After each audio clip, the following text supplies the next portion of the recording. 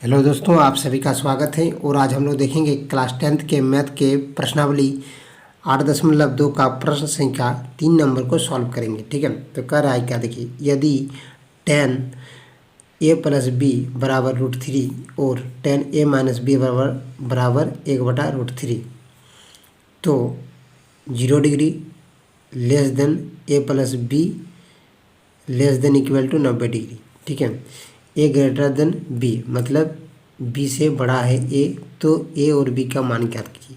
आप सीधा सीधे समझ लीजिए कि ए और बी का मान निकालना है। ठीक है, ये सब में ज़्यादा ध्यान मत दीजिए अभी। ठीक है, तो देखिए क्या दिया हुआ है। जो दिया हुआ है पहले लिख लेते हैं। दिया है, क्या दिया हुआ है, देखिए सबसे पहले 10a+b बराबर क्या दिया हुआ है, √3। ठीक है, ये जो दिया हुआ है तो ये हो गया। ठीक है, अब इसको हम लोग क्या लिख सकते हैं, देखिए ध्यान दीजिए। यहाँ पर √3 की जगह हम लोग क्या लिख सकते हैं, ठीक है, 10 के रूप में।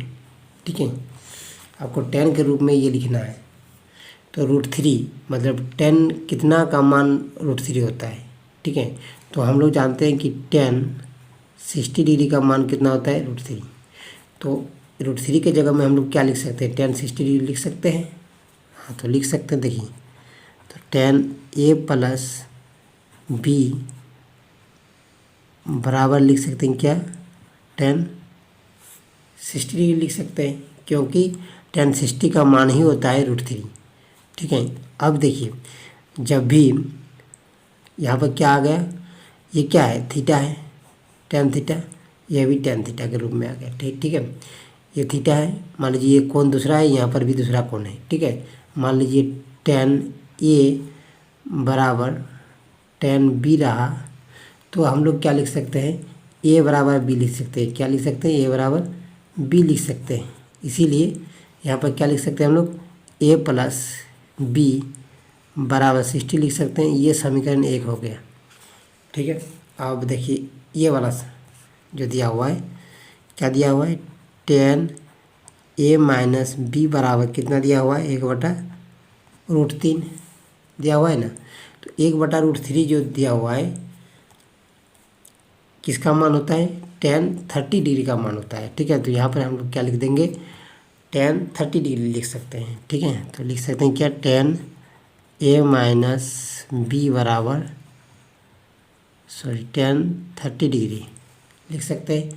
अब देखिए यहाँ पर भी वही हाल है। देखिए क्या, tan a और tan b मतलब यहाँ पर कुछ दूसरा है, यहाँ पर भी कुछ दूसरा है, थीटा की जगह में, कोण की जगह में। ठीक है, तो यहाँ पर a और b मान लेते हैं, तो a बराबर b ऐसा लिख सकते हैं। ये त्रिकोणमिति का क्या है, रूल है। ठीक है, तो हम लोग यहाँ पर क्या लिख सकते हैं, a-b बराबर 30 डिग्री। ये आपका समीकरण 2 हो गया। ठीक है, तो हम लोग समीकरण 1 और 2 को सॉल्व करेंगे। ठीक है, समीकरण 1 और 2 से। ठीक है, तो समीकरण 1 मेरा क्या दिया हुआ है, a+b बराबर 60 डिग्री दिया हुआ है, और a-b बराबर कितना, 30 डिग्री।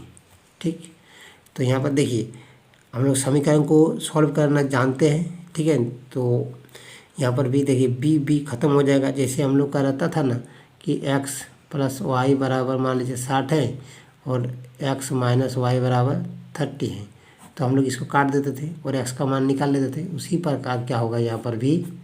ठीक है, उसी प्रकार ये b ख़त्म हो जाएगा, और a और a को जोड़ देंगे तो कितना होगा, 2a। इधर होगा 60 30 कितना होगा, 90 हो जाएगा। तो a बराबर कितना आ रहा है, 90/2 यानी 45 डिग्री। ठीक है, a का मान कितना आ गया, 45 डिग्री।